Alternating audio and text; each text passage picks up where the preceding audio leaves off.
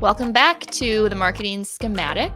Today we have two regular guests on the podcast. Justin Curley and Andrea Yank are back to talk about thought leadership. Welcome. Hey guys. Thanks for having me again. Yeah, anytime. I'm sure it won't be the last time either.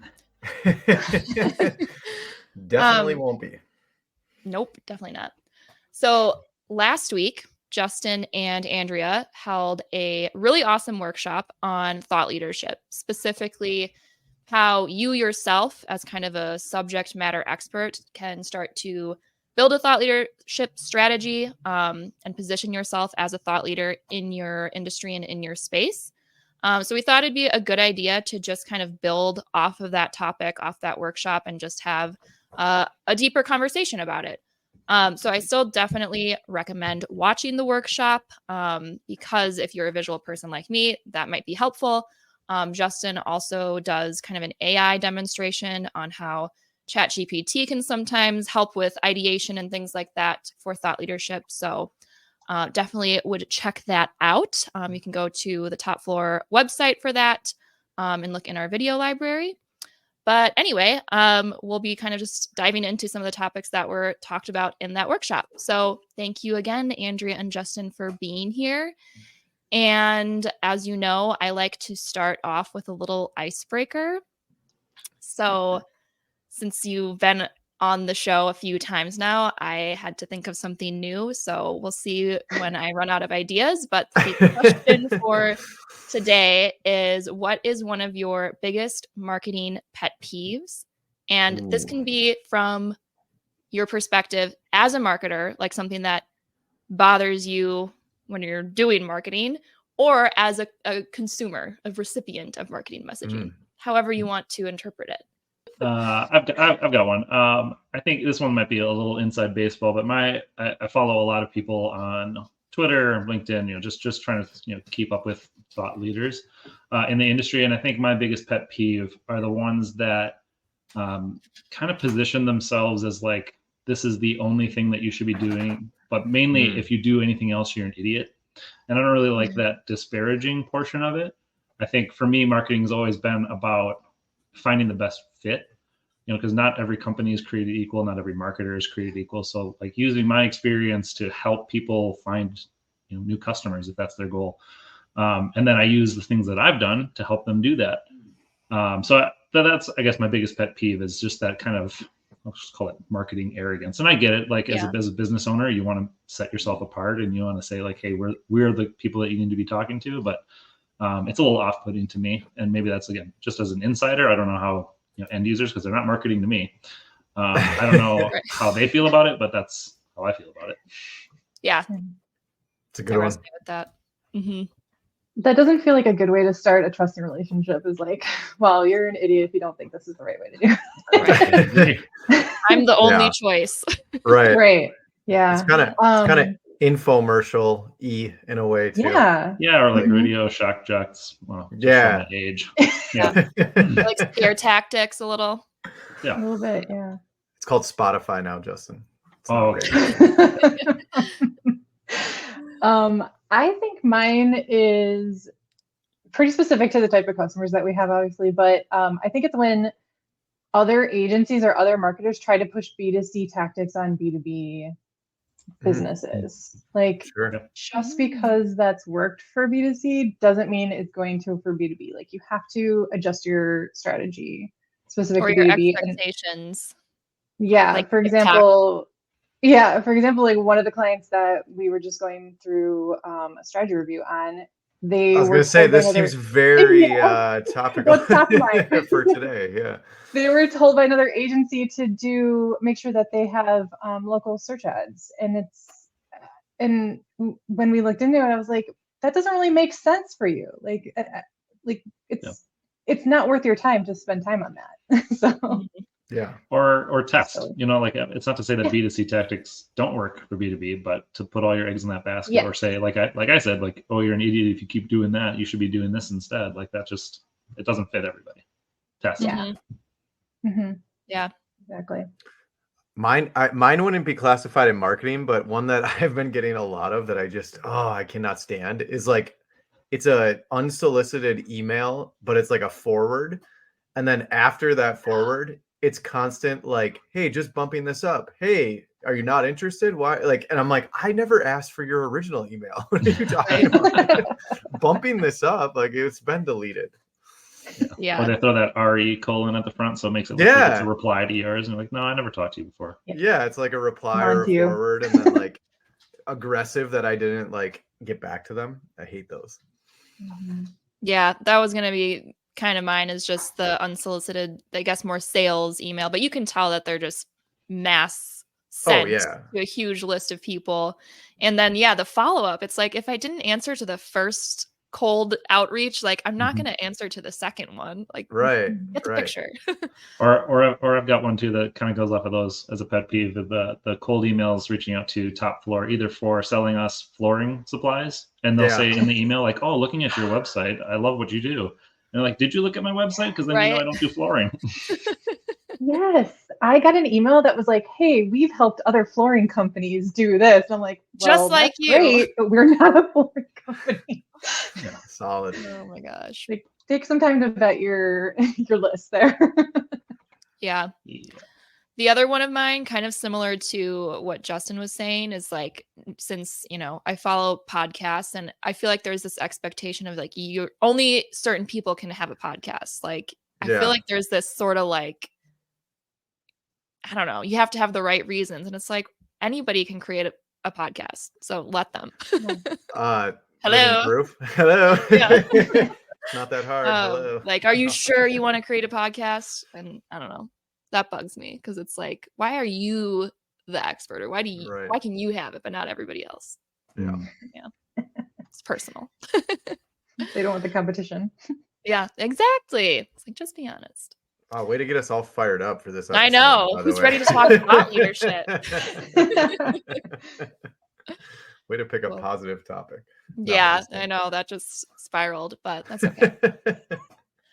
All right. So I want to dive into this thought leadership topic. And just to start, I think it'd be good to kind of set the stage for what we mean when we're talking about thought leadership. I think it can mean a lot of different things, but we're specifically talking about, I guess, an area of thought leadership. So I'm going to have you, Justin, kind of dive into what we mean when we're talking about thought leadership.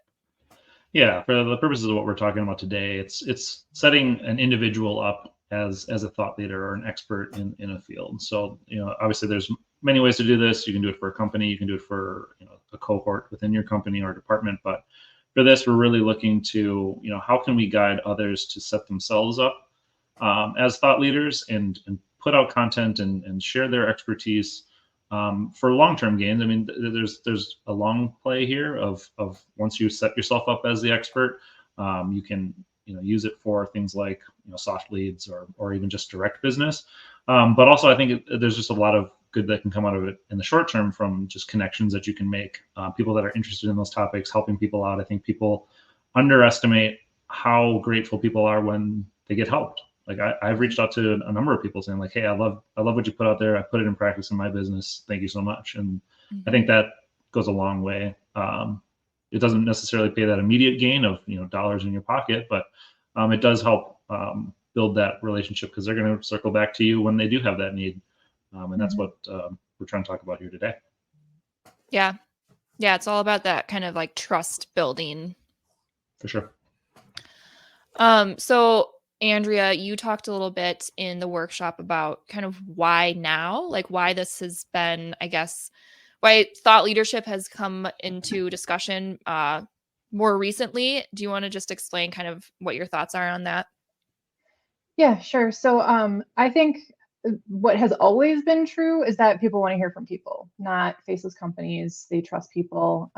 But why now is really there's that new generation of buyers that are doing more research online before they even reach out for that first contact, and setting yourself up as a trusted source of information also, showcases your expertise and really builds upon your company. So like if you're the expert and you're giving this information and they're eating it up, right? Like they're like, this is great. This is definitely on brand for me.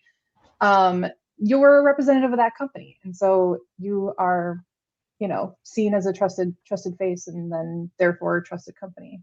So I feel like it's just that's the way things are going now. I think too it helps, and again, not that we've been in a recession, but it's definitely been something that's come up a bunch in just conversations over the last year and a half, frankly. I think thought leadership sets you up to avoid those downturns, and the reason being is it's not that people stop spending money; they just become much more judicious about it. They want to make sure that they're getting the right value out of it. So I think being able to put out content that not only shows that yes, you know what you're doing, but that you provide more value than it costs to use your services or buy your products. That helps, again, avoid those downturns where people are like, well, I still need to work with this company because they provide that value to me. And that's where I'm going to allocate my, whether it's marketing dollars, product, whatever it is, materials budgets, etc. Mm-hmm. Yeah, that personal connection too is so important. Like even if it isn't a direct personal connection and it's more a social connection or something, of seeing their stuff on LinkedIn, but being able to make that connection with a company amongst multiple companies that you're looking at to purchase something from, makes that easier to justify it and say, well, I know that person, I know what they're about, they seem legit, like I might as well purchase this thing through them. Yeah. I think it's interesting that you brought up just kind of like recession, Justin, because one of the things that I've been thinking about and kind of tying it back, actually, to contradict what you were saying a little bit, Andrea, about not applying B2C strategies to B2B, I feel like around 2020, we noticed like a lot of like small independent businesses on Instagram suddenly saying like, today, if you have a small business, even if it's B2C, like you have to be a content creator. Like it comes with the territory. And I, at the time, just kind of thought that was just for like small businesses serving their local area. But I feel like that's having like a ripple effect into LinkedIn and B2B. Like we're seeing that same type of, I guess, strategy and wanting to see the face behind a company, wanting to kind of hear the actual individual voices, because I think now competitively, like you have to, like that it's not exclusive just to B2C. It seems like it's applies to B2B as well. And that goes with that like changing buyer demographic of more millennials and Gen Zers as they kind of grow into their roles. That's how they're absorbing content, and they're expecting to kind of see like those faces. So yeah. For sure. I think it goes a long way to make up for brand awareness too. So like if you are a buyer and you're thinking about your top brands for a specific purchase that you're about to make, you're not, maybe these thought leaders aren't in that same pool right off the bat, but they're like, you know what, I am connected with somebody who works for a company that does this as well. And then that's how you come to mind. So it's your foot in the door. Yeah, definitely. Just building your network essentially. Cool. So I want to talk about who an ideal thought leader is, or like what kind of person are we talking about here? So you talked a lot about that, Andrea. What makes a thought leadership, or like what are the qualities or traits that would make a thought leader? So I think there's some obvious ones like your subject matter expert, but I wouldn't think about it just in the obvious way, which is like the subject matter expert on your product or service. But what about the subject matter expert within your company that's subject matter expert on the industry, or even that's an expert on your target audience that you want to put out this content for? And then also they can give insights on, what are their pain points, what are their needs and wants that you can address specifically.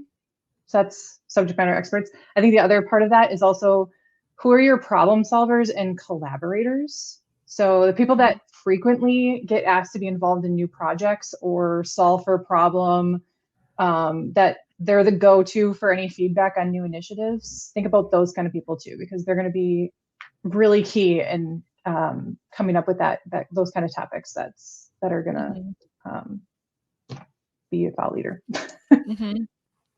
Yeah, I would add too, like anybody who already is your go-to for like events or speaking opportunities. Like Yeah. Justin, we ask you all the time to speak at our events. And, like you just are naturally kind of you are a subject matter expert and naturally kind of a thought leader. So it would make sense that that content that you're putting on at an event has like a ripple effect into like your social media channels.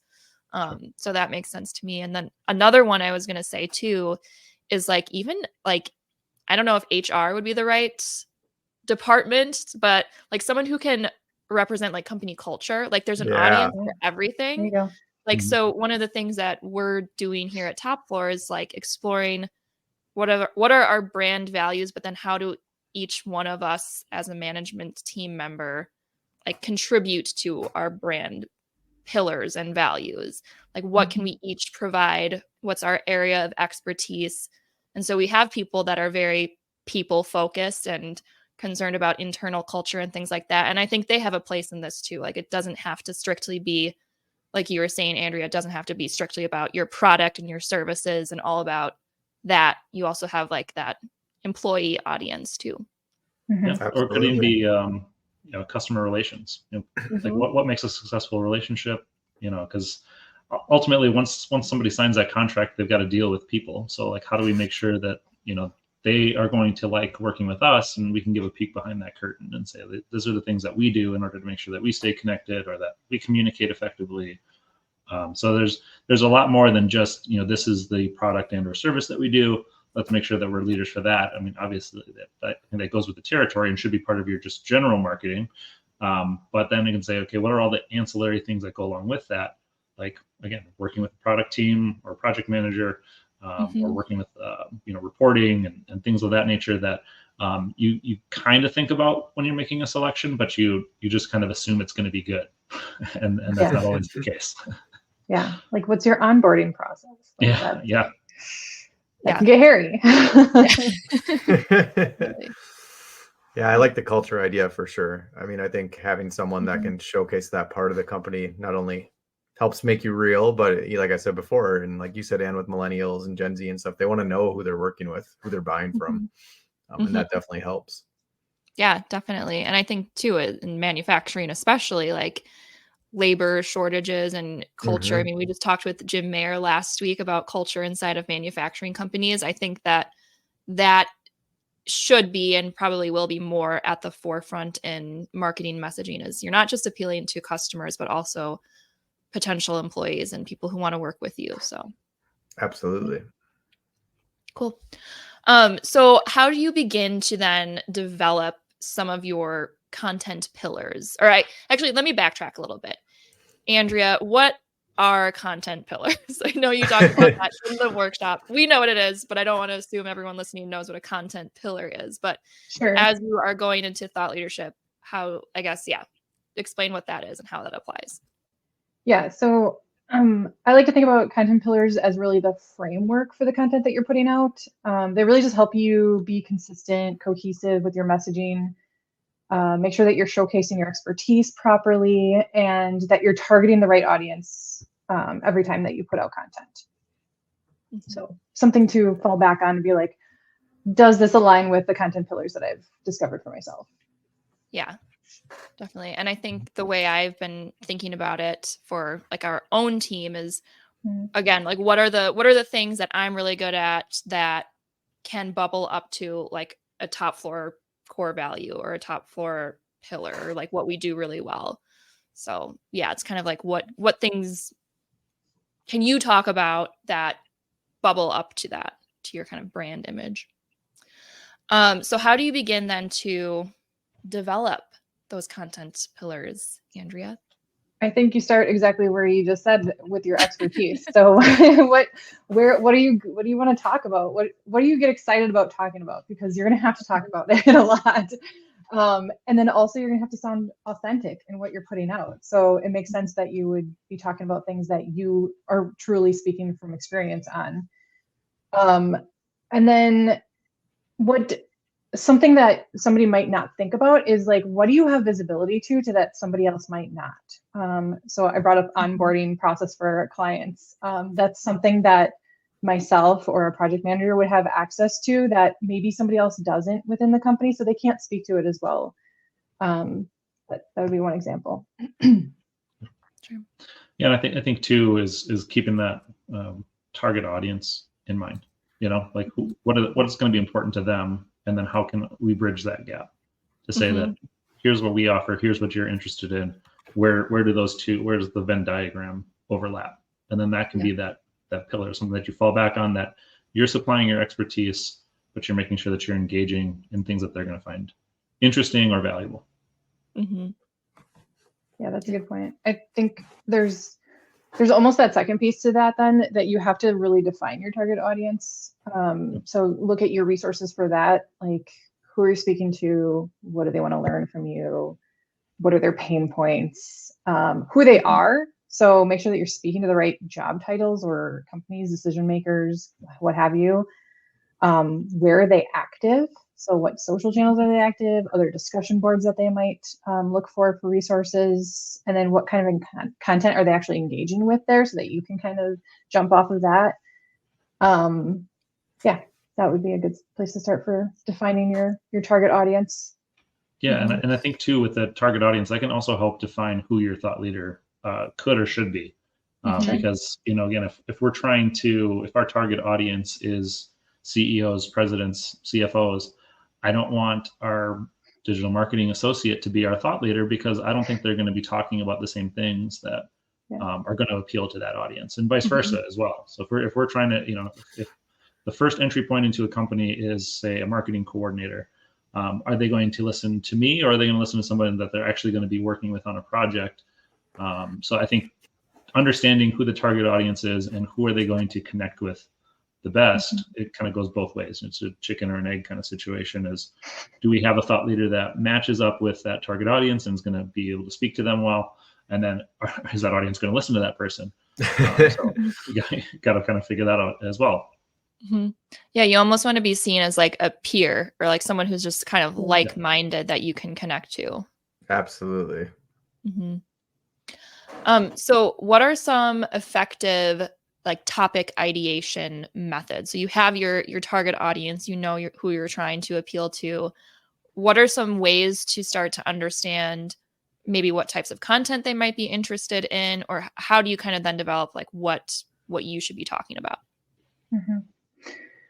I think you can do a lot of research internally to start with. So talk to your teams that have customer touch points, sales, customer service, get their frequently asked questions, maybe specific to the target audience that you've identified that you really want to be touching.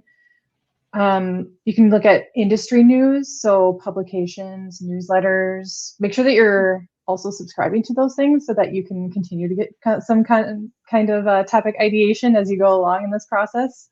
Some fresh ideas there. Also identifying really customer challenges in other ways. So you could actually reach out to your current customers and ask them, like, you know, what was your process in deciding to go with us, or what was a pain point that you came with that we were able to solve for you? So don't use your resources that you have, for sure. Like, Yeah, definitely. Like, I think, like you said, like there's a lot of internal resources at your disposal too. Like, talk to other members of the team that are on your product or service side, or your customer experience person, and try to mine for, you know, nuggets there. What are they hearing from your customers? Definitely.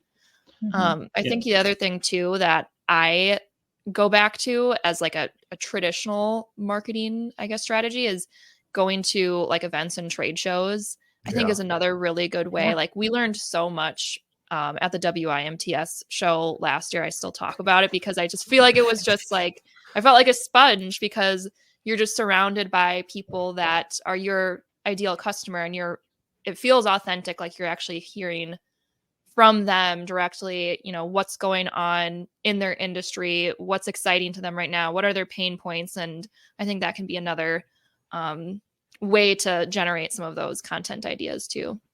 Yeah, definitely. I think there's like two parts to that coin, right? You can do your digital research, but then also boots to the ground. Like, you gotta just talk to people, because that's where you're gonna get most of the ideas. Yeah, That- and I think putting together a plan is going to be key, but I think also them being flexible. So like I'll have a spreadsheet open as I'm going through LinkedIn or Twitter, and I'll just write things down that I think, again, align with my content pillars, but things that I'm like, I didn't think about, or maybe they're just topical and I should weigh in. So that's where those content pillars come back in, is like, there's a ton of stuff that I see every day where I'm like, oh, that's awesome. I should talk about this, but I'm like, it doesn't really align with my target audience. It doesn't really align with my content pillar. So I'm like, I'll just consume that and maybe share with a team member that might find it valuable.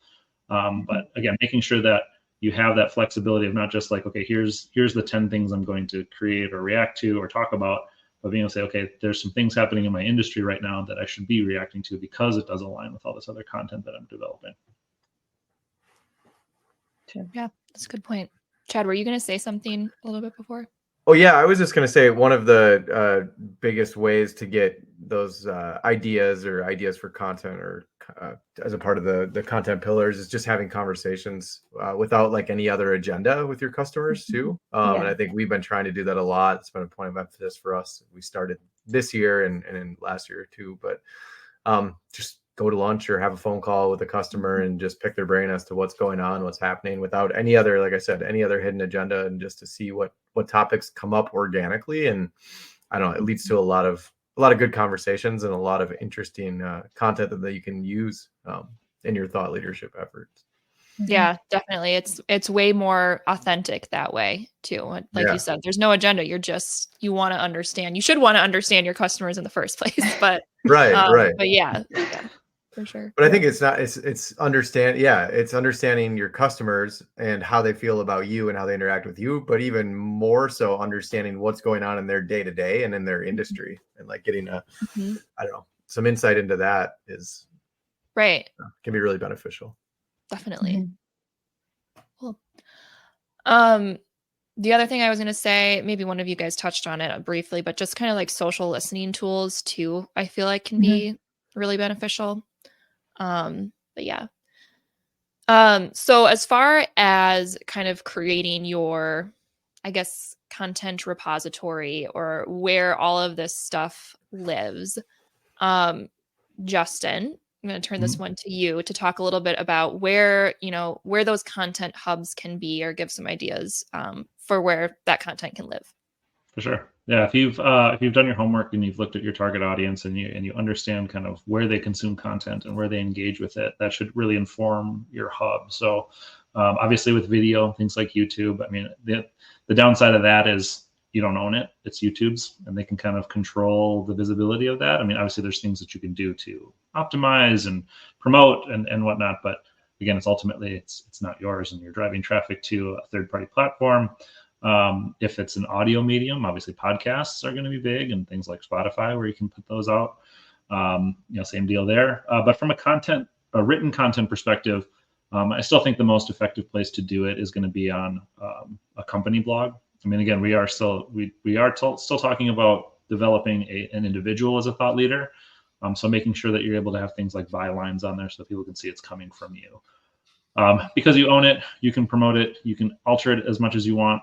And it's people coming to you. And there's also that direct connection to your products or services. Again, the number one goal here is not to sell something, but if you are able to bring somebody in, your content really connects with them and solves a problem for them. They have that direct ability to click over, okay, here's my products, here's my services, and I can reach out directly.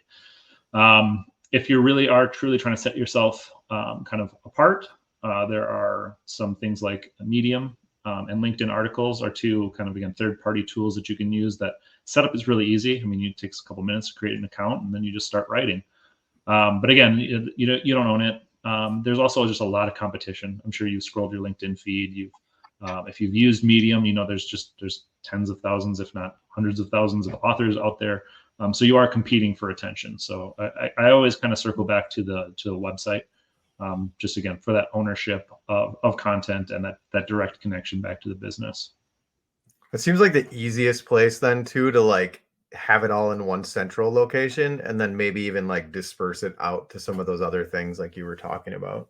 Oh, for sure. You're still going to put it out. You're going to promote it in other places, but you still need that hub that kind of holds everything together. Makes sense. Yeah. We've had a Yeah. lot of requests on projects lately. I would say over like the last, I don't know, 6 to 8 months for a like resource center or knowledge center or things along those lines, where rather than having just like a page with videos and a page with product documentation and a page with blogs, like to incorporate that all into one filterable resource, library, I guess, if you will, where people can filter down by topic and medium and all that sort of stuff, which that could be a good solution. Then you got everything in one place. Yeah, and Yeah. you can link your products to those knowledge pieces as well. So Yep. if somebody lands on one of your product pages, they see that you do have not only like spec sheets and things like that, but you also have white papers or case studies or testimonials or Yeah. in-depth applications. Like whatever. There's all the things that they could potentially have questions about are kind of there and linked to them, so that they can see and do their own homework before they have to reach out and see, well, can they actually help me with my application? Yeah. Because there's a chance that you've already developed that content. Absolutely. Yeah. The more stuff you have there to help support them, the better off you're going to be, right? Yeah. Yeah, I like the idea of your website being kind of like your master content repository. And then like you were saying, you can always use other channels like LinkedIn to like pull out maybe like little nuggets or little highlights that then lead back to that larger piece of content or lead back to your website too. You have like everything to work from basically, and you can just recycle and repurpose what you've got going on the website. For sure.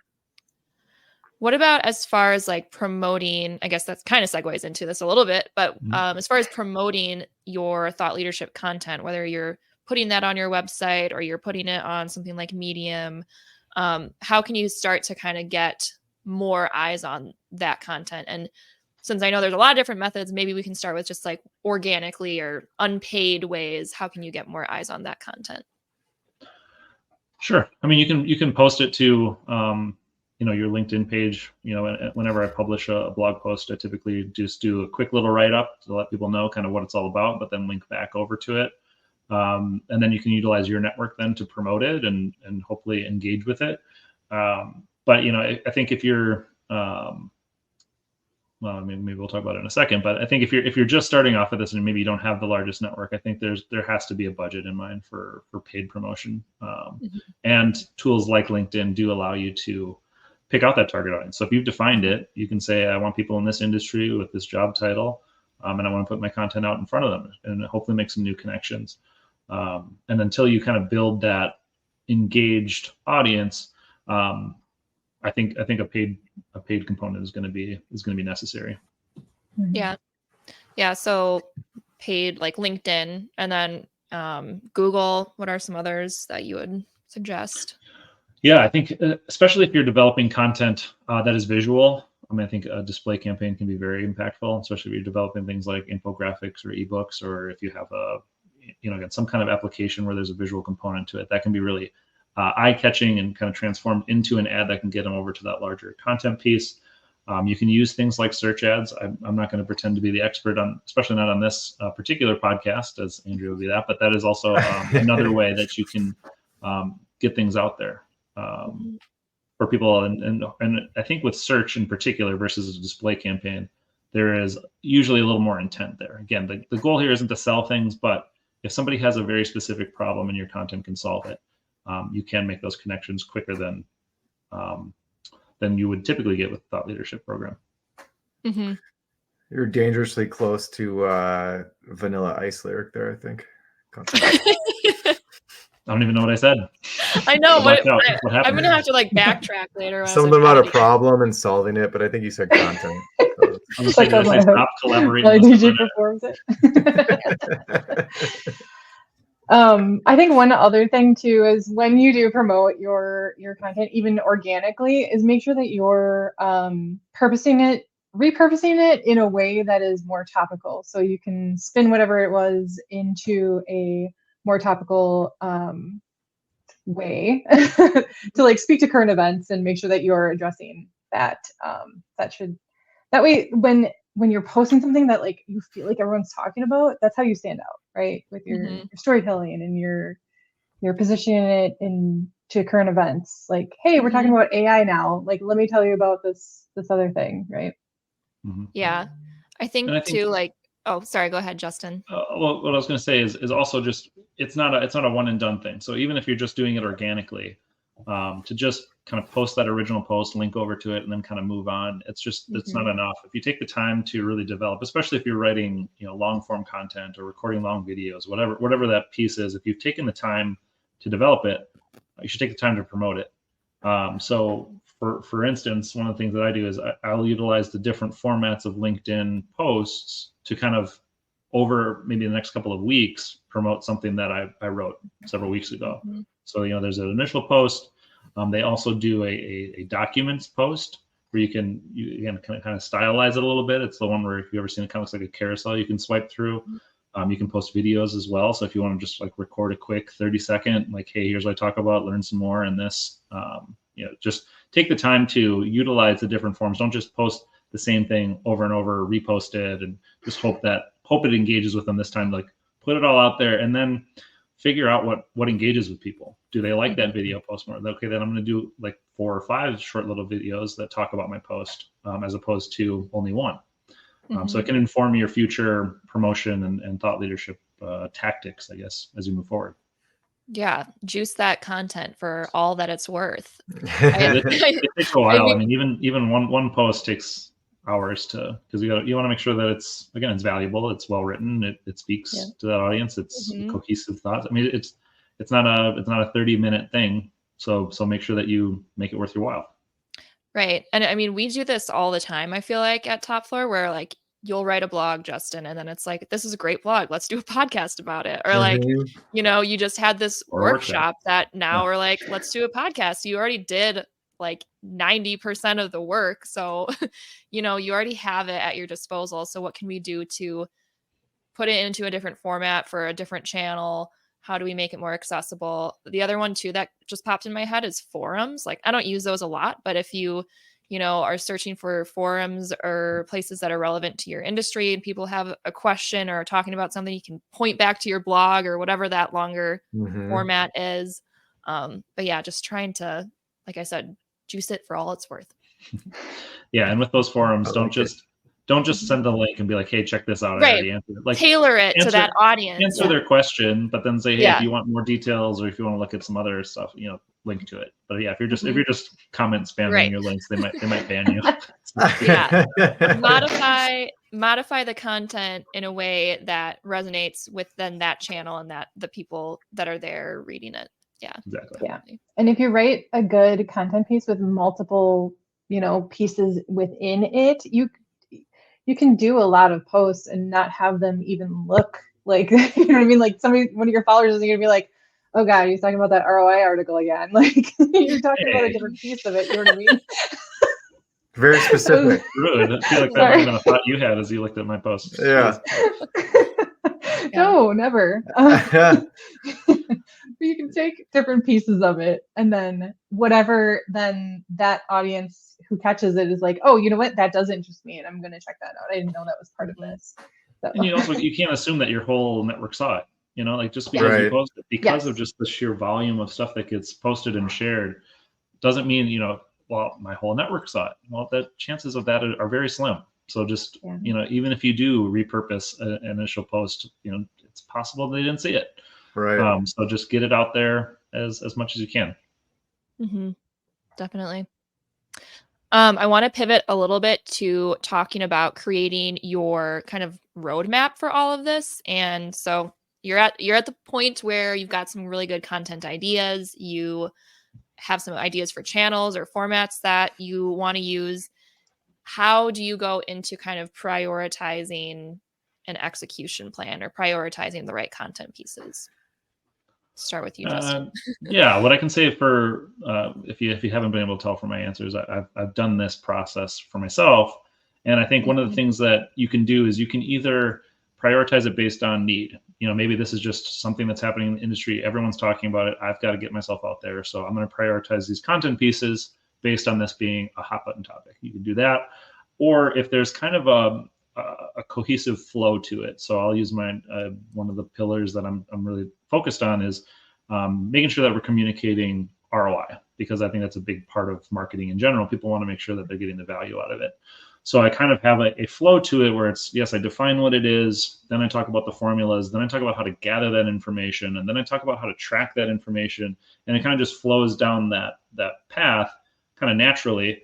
And then I can start to then dive into, maybe a specific channel, or I can talk about how do you communicate that effectively to your team internally, and just different things like that. So sometimes there's a natural flow to it, but I think first and foremost, you should really look at, is there something maybe my customer service team is hearing a lot about, my sales team is, whatever's hot and kind of that hot topic, really focus on that first, and prioritize that, and just be, again, flexible as possible. Maybe you don't have that hot topic and you just have that flow, but keep yourself open to, all right, you're scrolling LinkedIn, you're trying to promote your content, but you also see something's happening in the industry. Let me pop a content piece in and hopefully get that out by the end of the week, something along those lines. Mm-hmm. Makes sense. Yeah. I think flexibility is key too, because you may see people engage with comments or whatever that sparks a different idea or a different way that you want to take that article. So I would just, keep flexible for sure.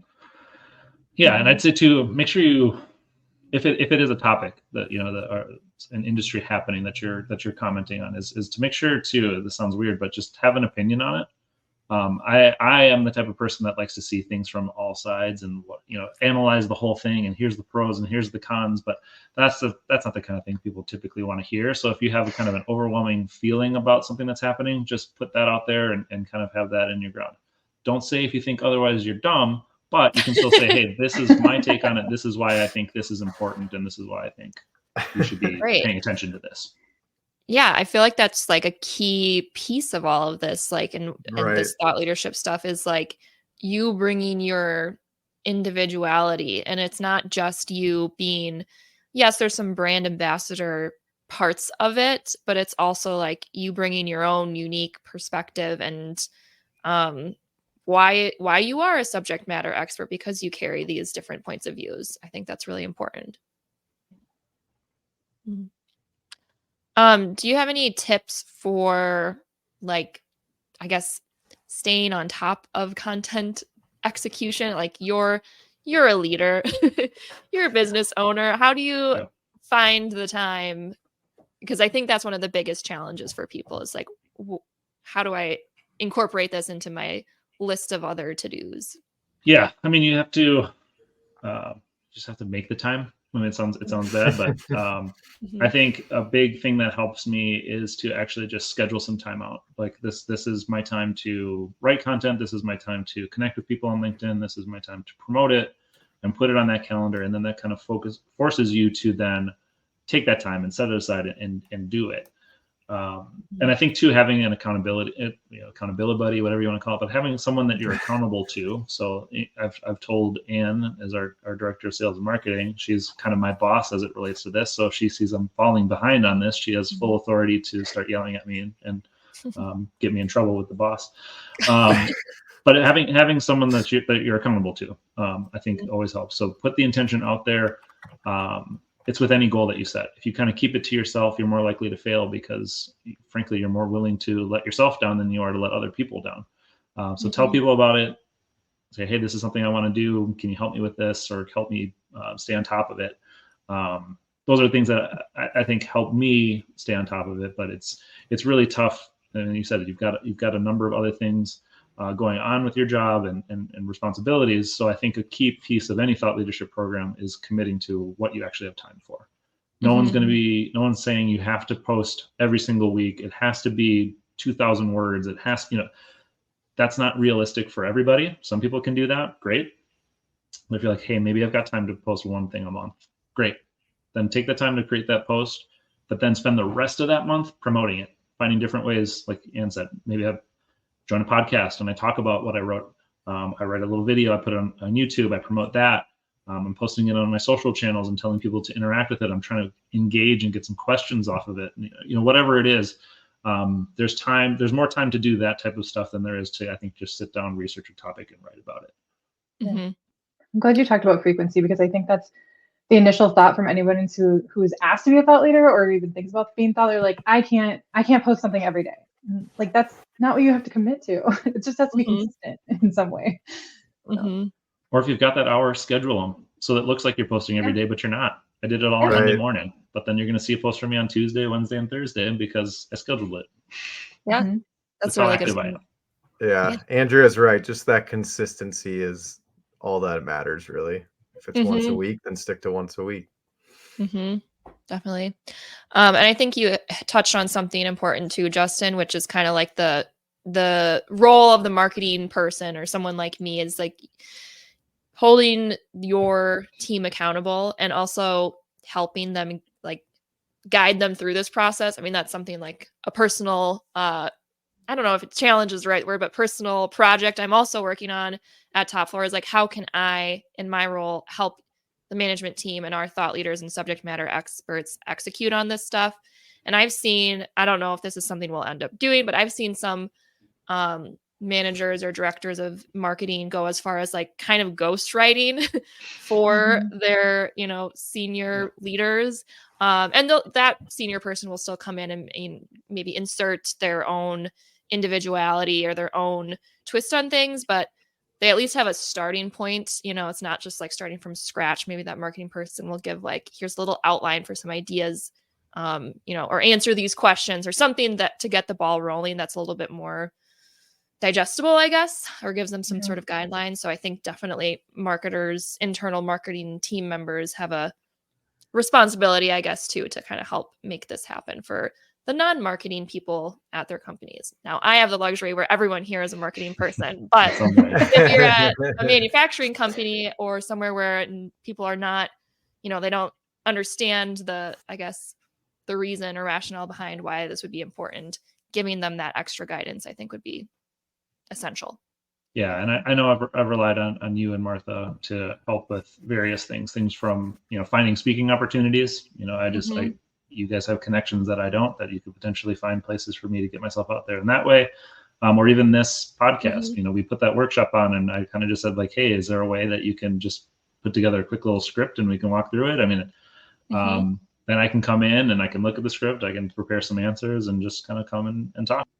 Funny story about the ghostwriting is I'm connected with 2 or 3 people from this company, and they were hosting an event, and all 3 of them had posted about the event and like how excited they were about it, and it was clear that it was written by the same person as opposed to those 2 individual leaders by a couple things that they said that just weren't typical statements.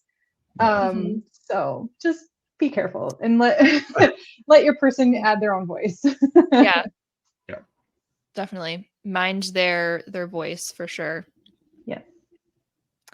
How do you measure like effectiveness, or what are some of the measurements of success with this thought leadership stuff? Obviously, like you said, Justin, it's not necessarily going to be a direct tie back to sales or revenue, but it does have an impact. So what should you be looking for?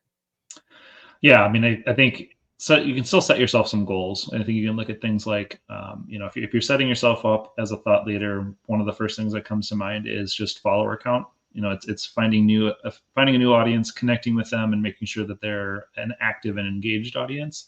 Which brings us to the next point, which is then engagements on it. You can definitely look at things like sessions to the blog post themselves, where we use that as an example, or views of a video, or listens or streams of a podcast.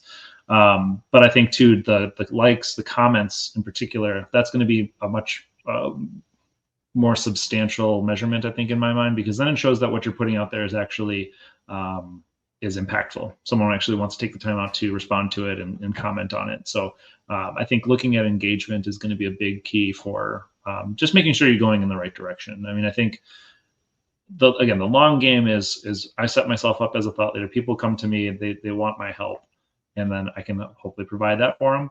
But I think to kind of measure that along the way, follower count, engagement, and then I think too, as you start to put together bigger and bigger pieces of content, if it's a podcast that you're putting out, subscribers, because again, that's someone who's regularly coming back to get to it. Same thing with videos and on YouTube.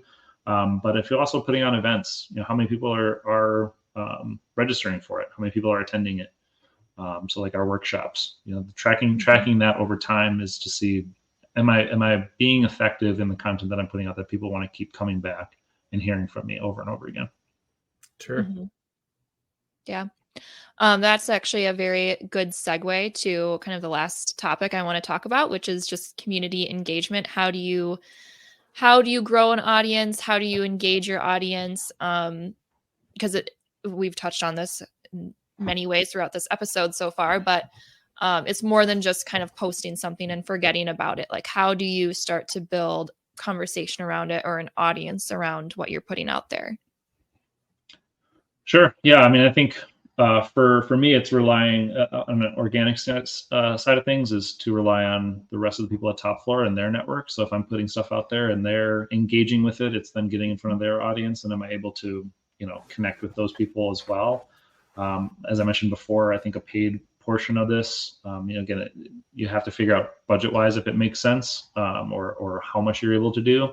But finding people, again, from your target audience, the thing that you've defined, get your content pieces in front of them, and then especially if they start to connect or engage with it, making sure that you're timely responses, right? So you're not waiting a month before you respond to a comment. If it comes through, you don't have to drop everything, but like I said, if you're setting aside time for yourself, the next time that you have set aside for that, make sure that you're engaging with it and that you're responding to those pieces there.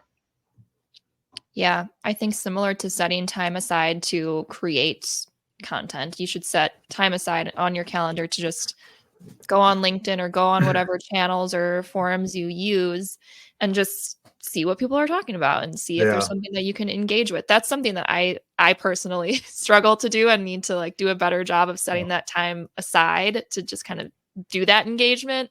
But I think it's a really important part of this too. Absolutely. Also, if you're trying new channels, make sure that you understand where that engagement might come from. So like if you're putting out YouTube videos, there's comments on that YouTube videos. Make sure you're checking back on those. Just make sure that you understand the engagement that could come from what you're putting out. Yeah. And one thing you mentioned, Anne, that I forgot to mention though too is try to find other thought leaders to connect with. Especially if they're you have similar target audiences. Now, obviously, you don't want to connect with the competition and promote their stuff, but I'll use again Top Floor as an example. Like most of our companies, they have a marketing partner, but they also need a lawyer, they also need an accountant, they also need different things. So if there are those types of people who again target my audience and they're putting out content that's relevant to them, I can start to engage with that. And then my engagement then gets in front of their audience. So it's kind of a way to hijack it. Now, great, I would love to connect with that person and then maybe collaborate on some things. But in the short term, I could hijack some of their audience and some of their eyeballs with content. But you got to make sure that it's not just like, hey, great post. Like, okay, have a take, have an opinion. Right. You can disagree with them respectfully, but just something that just, again, have an opinion, inject your expertise into that comment, so that people engage with it and see it and say, hey, they've got a unique take on this. I wonder what their deal is. Awesome. Yeah, totally agree. Well, that's pretty much everything I have. Any final thoughts? Final thoughts. I think what I would just say is get started as soon as you can. The best time to start was yesterday. Second best time to start is today. So if you feel like, hey, there's already too many people out there, it's already saturated, like there's only one you, and your experience and your expertise is going to be unique to you. So figure out what that voice is and get yourself out there. Yep. I like that. I would say make sure you're setting goals, realistic goals for yourself. So engagements, if you're looking at sales that come from this, that's probably a little too far apart of like tactics to actually know that you're being successful. So just set realistic goals and check back. Yeah. I think my big takeaway or big piece of advice based on everything we've talked about is just being authentic and actually taking a genuine interest in connecting with your audience and not thinking of this strictly as a sales type of tactic. Like this is really about generating a network, learning, like you can learn from others as well, and kind of using that to fuel your own content and conversations that you have.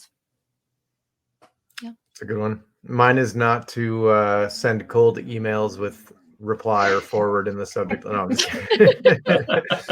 Full No, I think circle. Seriously, don't do that. don't Yeah. do that for real. No, but mine is just the authentic and having a take on whatever that subject is. Take a side. Don't try to be wishy-washy, which I feel like is a really good feedback. Like, you know, just say what you think, or, you know, what you feel, and let it be out there, and that comes off as more authentic, and in the end you'll have better engagement for it. Yeah, definitely. Cool. Well, thank you guys so much for joining me on Yes, another thank you, guys. episode. Yeah, and like I said before, you're definitely going to be back, so it's one of many. Sounds like a threat. Yeah. It's a promise. We'll Okay. see you again. We'll do it that for way. sure. All right, thanks guys. Yep, Thank thanks, you. guys. Bye.